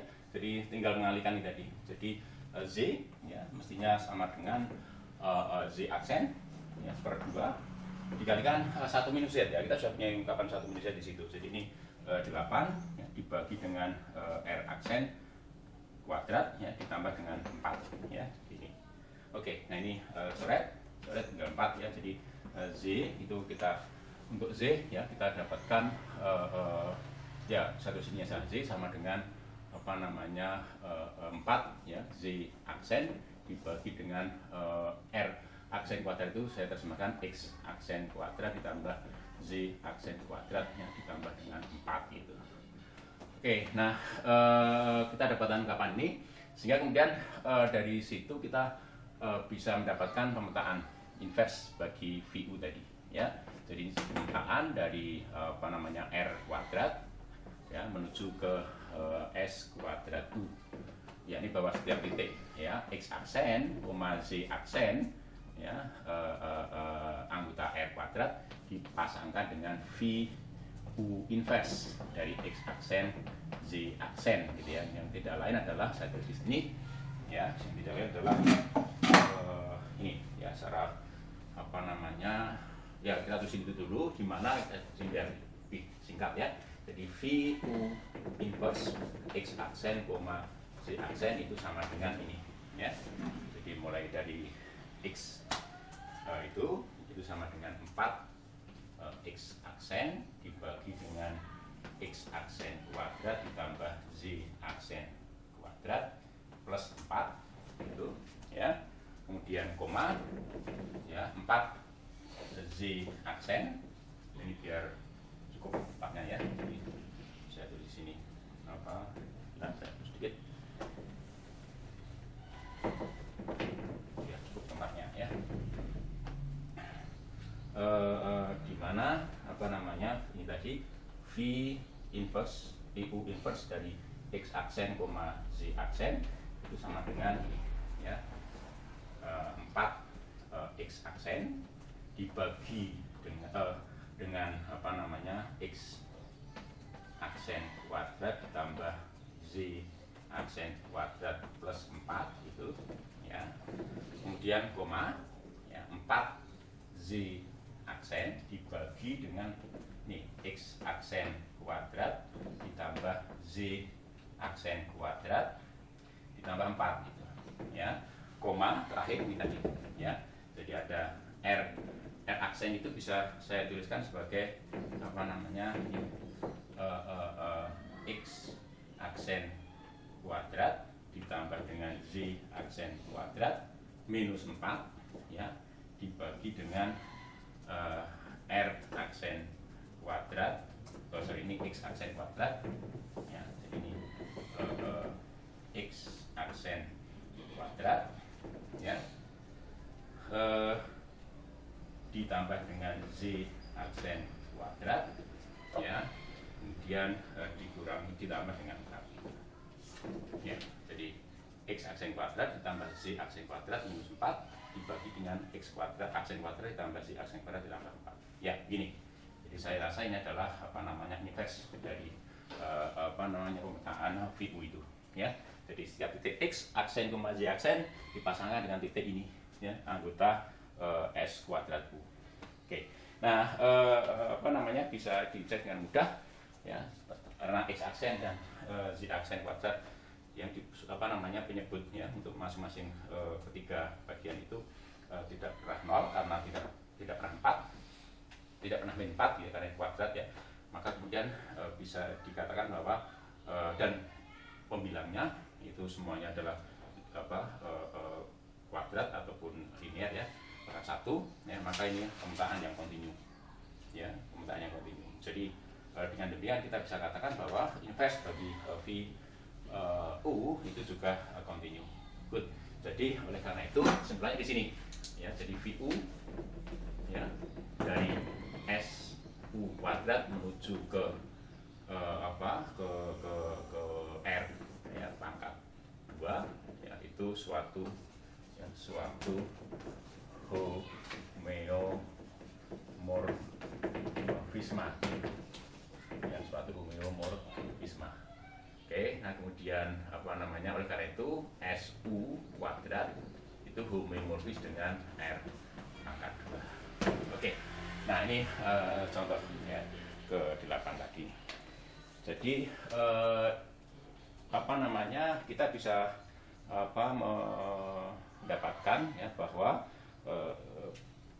permukaan bola kecuali kutub utara ya itu homeomorfis ya, secara topologis tidak bisa dibedakan dari R kuadrat gitu. Jadi kalau ada homeomorfisme antara satu ruang topologis ke ruang topologis yang lain seperti saya ulang ya, maka kedua ruang topologis itu ya itu secara topologi itu tidak bisa dibedakan ya, ekivalen. Oke. Nah, apa yang kita bicarakan tadi ya, tadi misalnya proyeksi yang mirip dengan yang baru kita bicarakan di S1 dan juga di S2, mungkin ini bisa diperluas ya nanti ke S pangkat 3, S pangkat 4 dan seterusnya. Nah, semua ini orang sering menyebutnya sebagai proyeksi stereografik ya. Jadi semua ini disebut proyeksi ya stereografik. Ya. Nah, ada banyak model proyeksi stereografik tapi serupa dengan ini, bahwa permukaan bola baik 1 dimensi, 2 dimensi, 4 dimensi dan seterusnya, kecuali kutub utara itu diproyeksikan ke ya R pangkat 1, R pangkat 2, R pangkat 3, R pangkat 4 dan seterusnya. Tetapi dengan meletakkan bidang tadi atau garis mendata tadi itu pada posisi yang berbeda. Nah, kita ambil ya tepat di bawah permukaan bola atau lingkaran untuk kasus yang kita bicarakan hari ini. Oke, kita kemudian menginjak ke contoh berikutnya, contoh 9. Ya, ini saya putar dulu.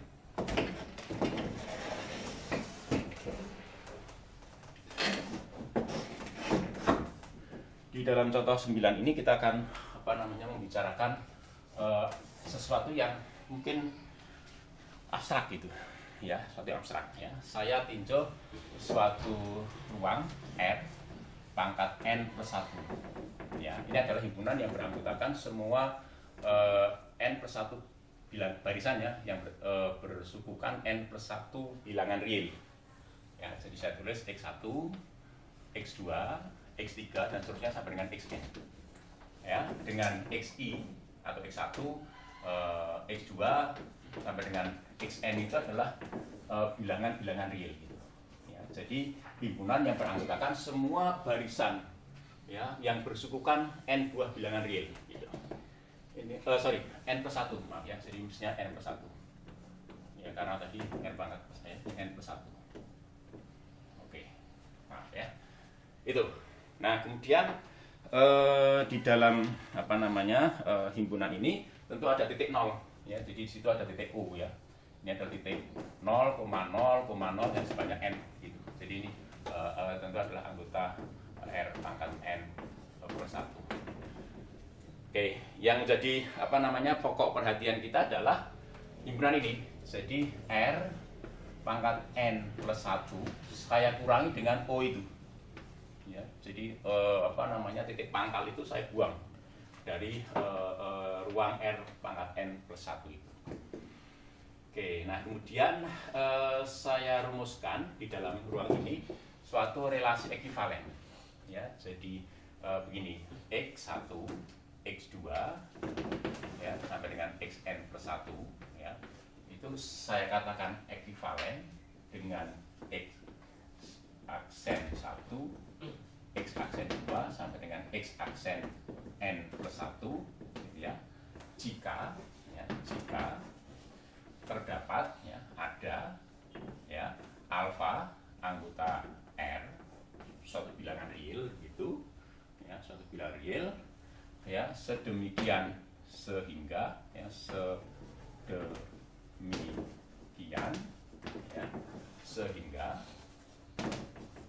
sehingga gini x1 x aksen 1, x aksen 2 sampai dengan x aksen n itu sama dengan n plus 1 ya. N plus 1 itu sama dengan perkalian antara alfa itu dengan ini x1, x2 sampai dengan xn plus 1. Dengan kata lain bahwa kedua titik itu berada pada garis yang sama. Ingat ya, jadi kalau ada dua titik ya, vektor posisinya itu yang satu merupakan perkalian vektor posisi yang lain dengan suatu skalar, maka kedua titik itu berada pada garis lurus ya, yang berpangkal dari melalui titik pangkal. Hanya saja sekarang titik pangkalnya ini sudah kita buang gitu. Oke, jadi kemudian tentu saja kelas relasi ekivalen ini akan menghasilkan kelas ekivalen. Ya, relasi ekivalen ini akan menghasilkan kelas ekivalen gitu. Ya. Dan kelas ekivalennya berupa garis lurus ya, yang melalui pangkal koordinat meskipun tidak memuat pangkal koordinat karena pangkal koordinatnya sudah kita buang gitu. Ya, itu kira-kira. Ya, jadi kemudian kita nanti dapatkan ya. Jadi oleh karena itu kelas ekivalen yang memuat titik ini x1, x2 sampai dengan xn plus 1 ya. Itu adalah ini garis lurus ya. Garis lurus ya, melalui titik bekas ya, karena titik 0,0 itu kita buang ya melalui bekas atau melalui ini aja melalui itu ya, melalui bekas titik O ya, titik 0 ya,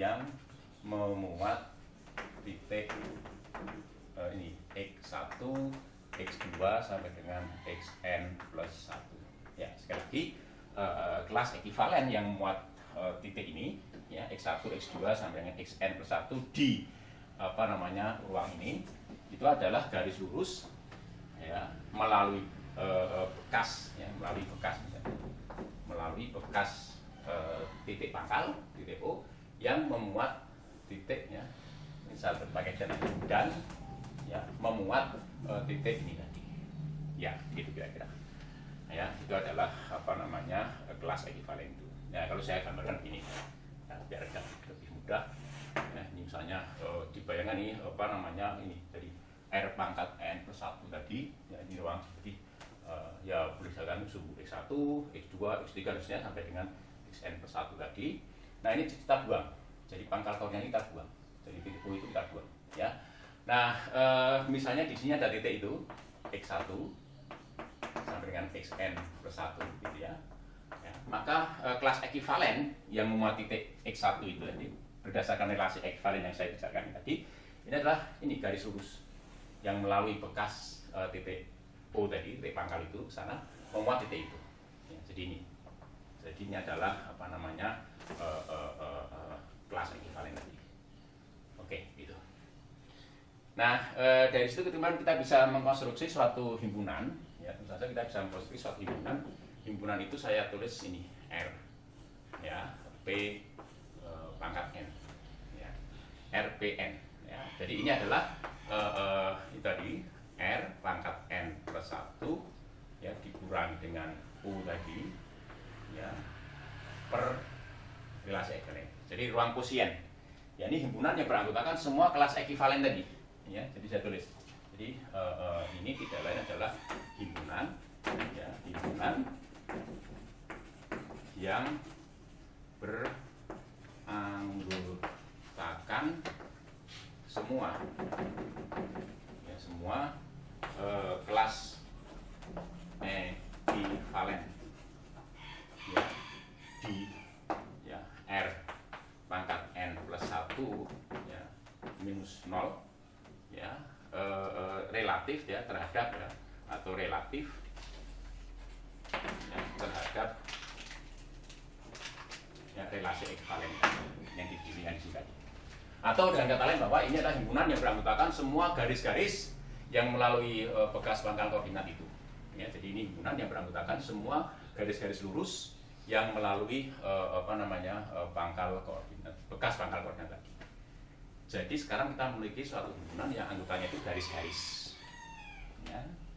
Good ya. Jadi contohnya memang agak sedikit berbeda dari apa yang kita bicarakan sebelumnya ya. Jadi di dalam contoh ini sekarang kita bicara tentang suatu himpunan ya, di mana himpunannya bukan berupa titik pada suatu permukaan bola atau pada garis, tetapi himpunan yang beranggotakan garis-garis ya, lurus yang melalui pangkal koordinat ya, di dalam ruang Rn plus 1 min O itu ya, cukup jelas ya. Nah sekarang kita akan coba membicarakan suatu pemetaan ya, dari ini tadi, dari subhimpunan di RPN itu ya. Jadi saya rasa memang cukup abstrak ya, tapi memang harus disampaikan ya, ini karena contoh yang maksud, salah satu contoh yang maksud dalam konteks ini. Sekarang kita coba definisikan suatu himpunan bagian di sini ya. Sekali lagi bahwa RPN adalah himpunan yang beranggotakan semua garis lurus ya pada R pangkat N plus 1 yang dibuang titik nolnya dan melalui bekas titik nol itu ya, itu. Jadi kalau digambarkan yang tadi semua garis lurus yang sama-sama banyak sekali itu RPN. Nah sekarang kita pilih misalnya kita definisikan UI ya UI, ya itu adalah ini himpunan yang beranggotakan semua garis. Sekali lagi saya tulis ini ya, XI atau X1 sampai dengan XN plus 1 gitu. Jadi ini himpunan yang beranggotakan semua garis ya. Kelas ekuivalennya kita pahami tadi sebagai garis ya. Anggota R ya, PN ya, sedemikian sehingga ini koordinat nomor I ya itu tidak sama dengan 0 gitu ya. Jadi himpunan semua garis ya, sedemikian sehingga himpunan semua garis di RPN ya, sedemikian sehingga koordinat nomor I itu tidak sama dengan 0 ya. Di sini I tentu saja bergerak dari 1, 2 ya, N, kemudian N plus 1. Jadi kita punya N plus 1 buah himpunan semacam ini ya. Oke, nanti mungkin kalau dibicarakan di contoh yang untuk N misalnya 2 atau 1 itu akan mudah dipahami ya. Oke, good. Nah ini sebagai UI itu. Lalu kemudian kita bisa mengkonstruksi suatu pemetaan ya, suatu pemetaan dari UI itu. Jadi kita sebagai VI ya, pemetaan dari UI menuju ke R pangkat N ya, menuju ke R pangkat N. Begini ya, ini nanti setiap titik di UI itu artinya apa? Setiap titik di UI berarti setiap garis di UI itu ya, setiap garis di UI itu misalnya dengan X1 ya sampai dengan di sini mestinya ada X ya, I min 1 ya, lalu XI gitu, dan XI tidak sama dengan 0 karena anggota UI ya. Ini XI ya plus 1, terus nanti sampai dengan XN plus 1 ya. Garis ini akan kita pasangkan dengan ini, dengan titik ini ya, X1 dibagi dengan XI ya, kemudian X2 dibagi dengan XI, terus nanti sampai dengan XI min 1 dibagi dengan XI ya, terus ini tentu 1. Nah 1 itu kita buang saja karena ini kan XI per XI gitu ya, ini kita buang ya, kita buang. Kemudian jadi XI plus 1 ya dibagi dengan XI ya, terus sampai dengan XN plus 1 dibagi dengan XI ya, dibagi dengan XI di sini ya. Oke, nah ini tentu adalah anggota R pangkat N itu ya. Jadi ini adalah pemetaan dari mana, dari UI menuju ke R pangkat N. Ya. Oke, nah pertanyaan sekarang kita lihat ya bahwa bayangan dari garis ini adalah titik ini di R pangkat N yang diperoleh dari salah satu titik yang ada di dalam garis itu. Pertanyaannya adalah apakah kalau kita mengambil titik yang lain ya, sebagai contoh misalnya saya punya X aksen, Y aksen, X aksen 1, X aksen 2, dan seterusnya ya, sampai dengan X aksen N plus 1 ya. Misalnya ini merupakan anggota garis yang sama, titik di dalam garis yang sama gitu. Jadi ini misalnya anggota itu ya, anggota itu. Oke, jadi titik yang ada di dalam garis itu.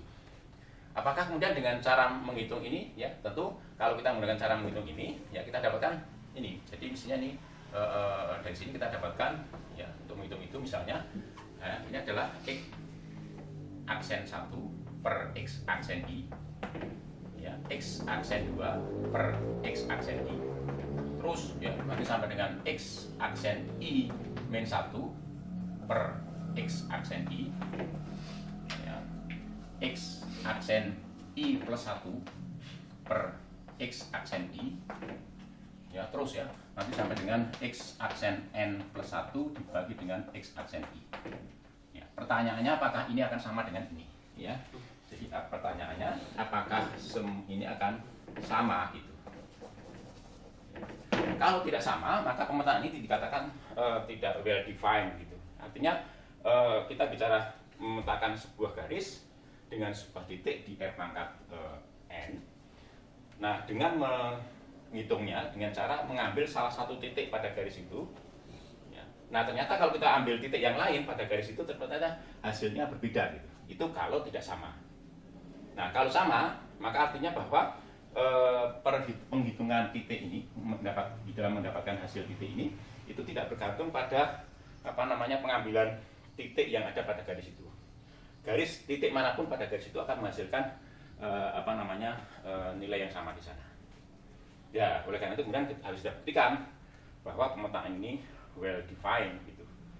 Ya, bahwa tadi tidak bergantung pada titik mana yang ada pada garis itu untuk menghitung itu tadi. Jadi untuk mendapatkan itu tidak bergantung pada titik yang kita ambil pada garis itu.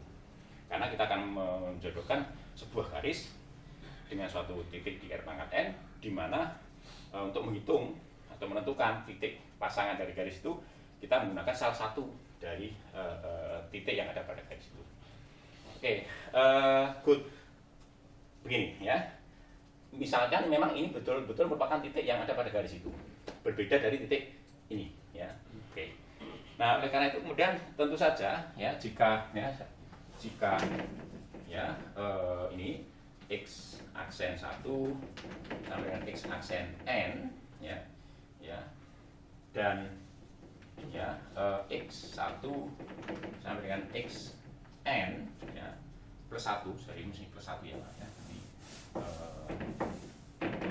plus 1 dan titik x1 x2 sampai dengan xn plus 1 ya, jika ini berada pada garis yang sama ya, jadi artinya bahwa misalnya ini x ini titik ini berada pada garis itu, pada kelas ekivalen itu ya, maka tentu saja ini jadi x aksen 1 x aksen 2 nanti sampai dengan x aksen n plus 1 mestinya sama dengan suatu bilangan real alfa dikalikan ini x1 x2 sampai dengan xn plus 1 itu kalau sekali lagi kalau kedua titik itu berada pada garis yang sama. Oke. Jadi dengan kata lain bahwa nanti didapatkan bahwa xi aksen itu sama dengan ini. Jadi sorry ya. Saya tulisnya saja lengkap ya. Maka x1 x aksen 1 mestinya sama dengan alfa x1 ya. X aksen 2 sama dengan alfa x2 dan seterusnya. Ya, sampai dengan x aksen n plus 1 itu sama dengan alfa dikalikan xn plus 1. Oke, begitu ya, sehingga kemudian kita hitung sekarang ya, tentu saja ini tadi dari sini dari ungkapan ini ya, dari ungkapan itu ya, saya tulis di atas saja ya, saya tulis di atas.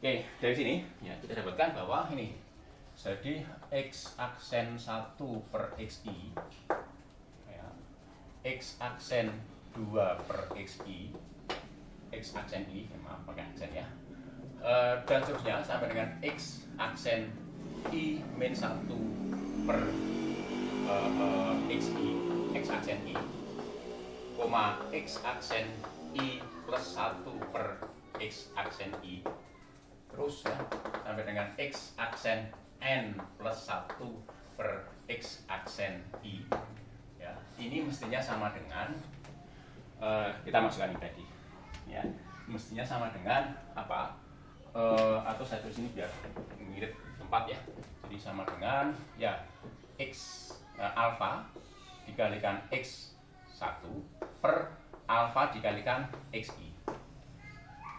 Ya. Koma alfa X2 dibagi dengan alfa XI.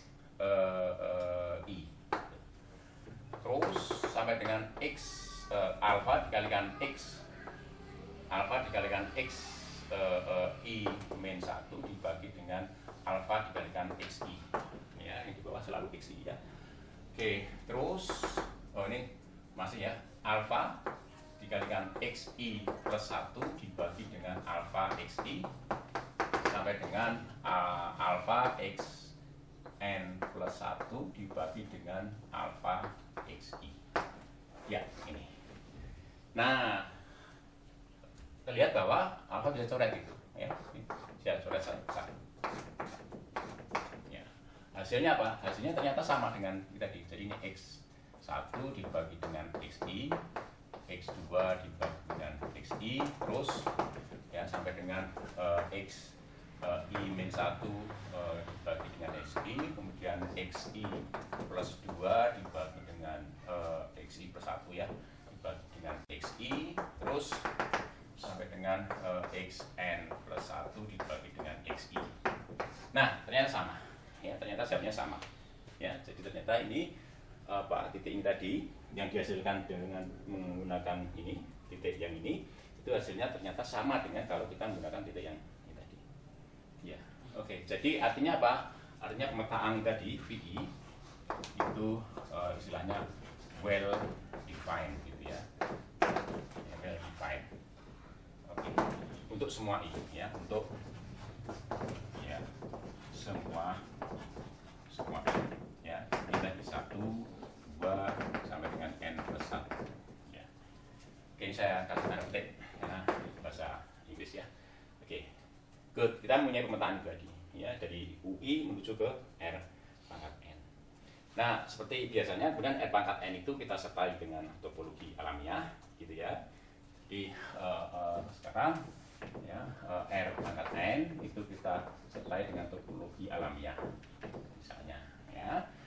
Jadi kita sekarang punya pemetaan ini. Jadi pemetaan VI ya, ada sekian banyak pemetaan dari UI ya, dari UI menuju ke R pangkat N gitu ya. Nah, di R pangkat N ini kita sertai dengan topologi alamiah itu. Nah, pertanyaan sekarang, bagaimana kita bisa mengatakan bahwa VI misalnya itu suatu pemetaan yang kontinu, atau VI itu merupakan suatu homeomorfisme misalnya gitu ya, sebagai homeomorfisme. Nah, maka kemudian kita membutuhkan apa namanya suatu pemilihan topologi ya. Jadi karena di ya ini tadi kan bagian dari apa namanya R P pangkat N tadi ya. Nah, itu belum dimana semua garis-garis tadi itu belum memiliki topologi gitu. Sehingga kemudian kita bisa menentukan topologi di RPN itu sesuai dengan kebutuhan kita gitu. Nah, tapi sebelum kita lanjutkan, kita sekarang coba menunjukkan bahwa VI itu untuk masing-masing I itu memiliki inverse itu. Artinya kita harus mengkonstruksi suatu pemetaan VI inverse ya, dari R pangkat N menuju ke UI tadi. Oke. Nah, kita akan konstruksi di sini ya. Jadi misalnya saya mempunyai jadi ini akan kita hitung ya. Oke, sekarang kita ambil misalnya menggunakan Z ya, 1 sampai dengan Cn ya, itu misalnya anggota R pangkat N gitu misalnya. Oke, nah kemudian kita coba konstruksi ya, apakah ada titik di R pangkat apakah ada di si garis RPN itu ya, sedemikian sehingga ini adalah bayangan dari garis itu oleh pemetaan VI itu ya. Nah, kita konstruksi begini ya. Jadi kita konstruksi suatu garis ya, dari sini kita konstruksi suatu garis ya, yang memuat titik ini, yang memuat titik Z1 kemudian Z2 Z2, ya, Z1, Z2, terus nanti sampai dengan ZI min 1, oke. Ya, kemudian di sini saya masukkan suatu bilangan sembarang, katakan alfa gitu, ya, alfa. Kemudian baru jadi saya sisipi ya di situ. Saya konstruksi suatu titik di di R pangkat n plus 1 ya dengan cara seperti ini tadi. Jadi saya sisipi di antara ZI min 1 dan ZI itu saya sisipi dengan alfa. Di mana alfa itu bilangan yang tidak sama dengan 0. Bilangan real yang tidak sama dengan 0. Oke. Nah, kemudian ini saya kalikan ya. Jadi ini kemudian ini tetap saja ya. Jadi ini sebentar.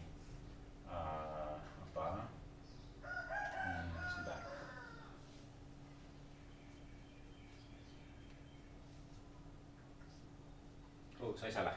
Jadi gini. Jadi sebentar ya.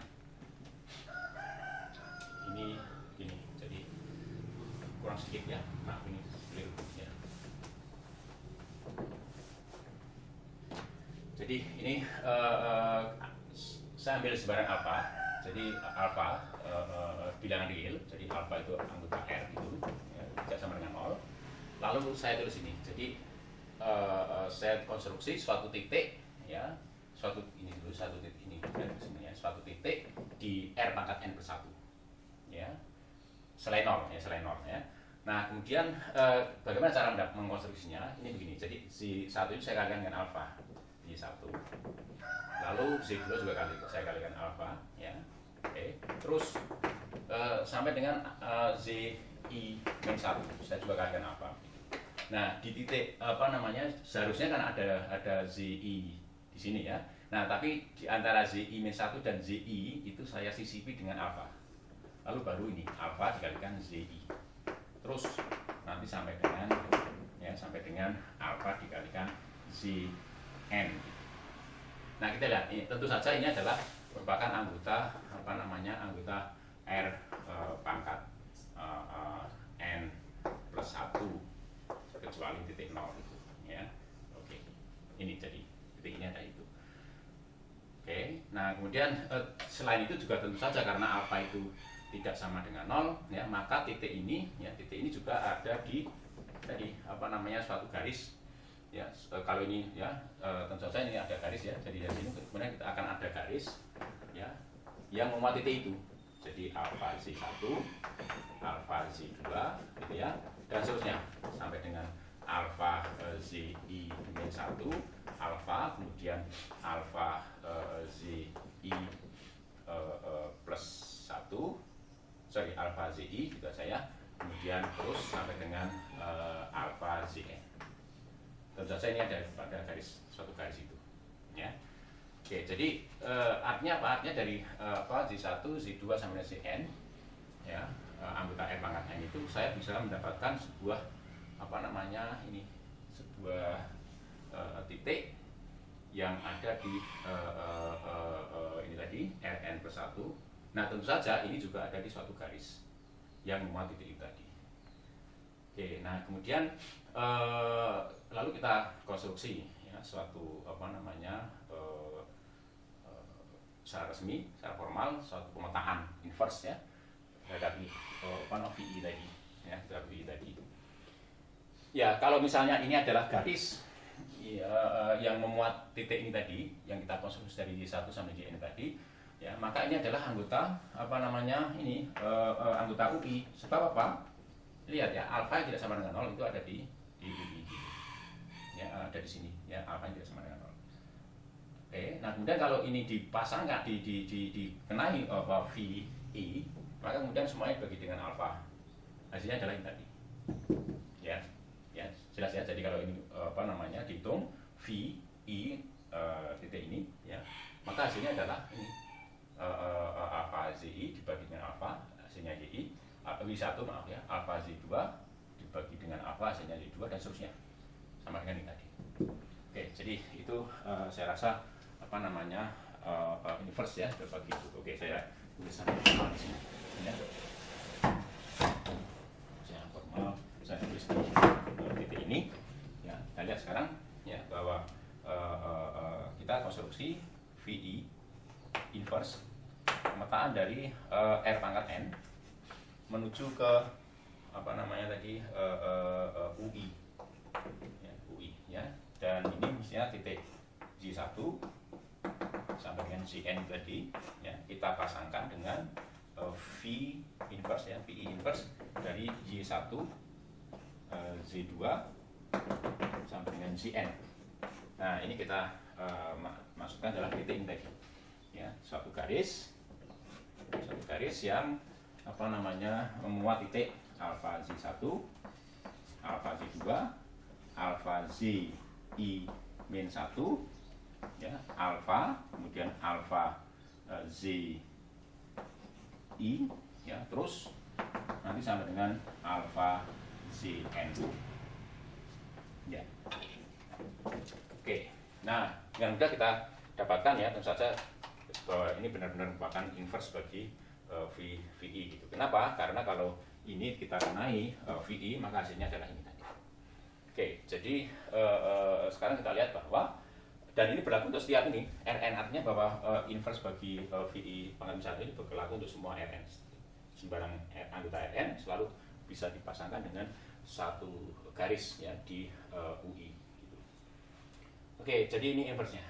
Oke. Nah, sekarang kita punya dua pemetaan ya, satu merupakan inverse bagi yang lain, yakni VI dari UI ke R pangkat N ya, dan VI inverse dari R pangkat N ke UI untuk setiap I ya. Jadi kita mempunyai pasangan apa namanya pemetaan itu sebanyak N plus 1 ya, ada N plus 1 pemetaan, pasangan pemetaan semacam itu ya.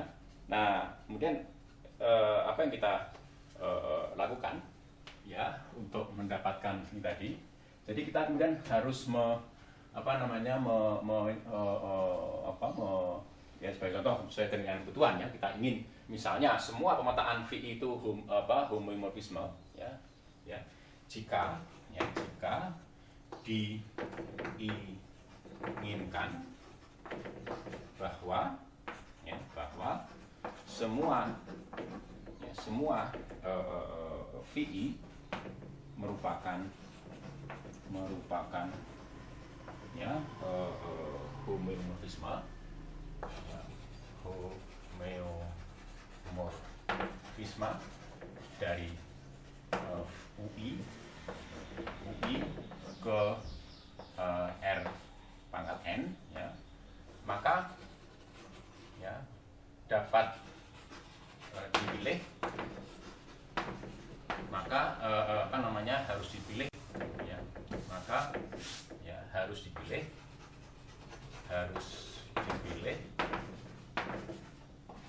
suatu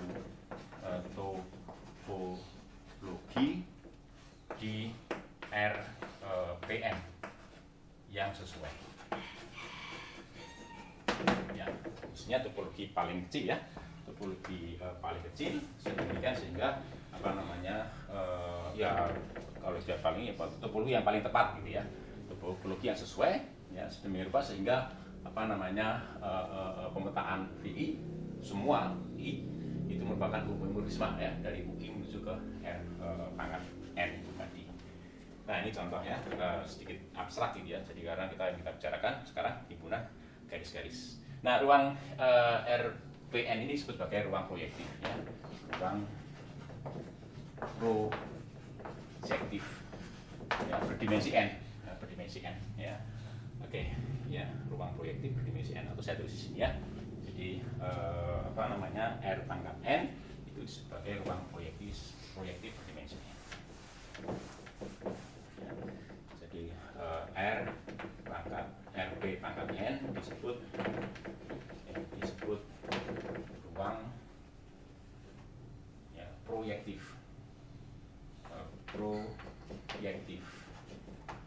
berdimensi N.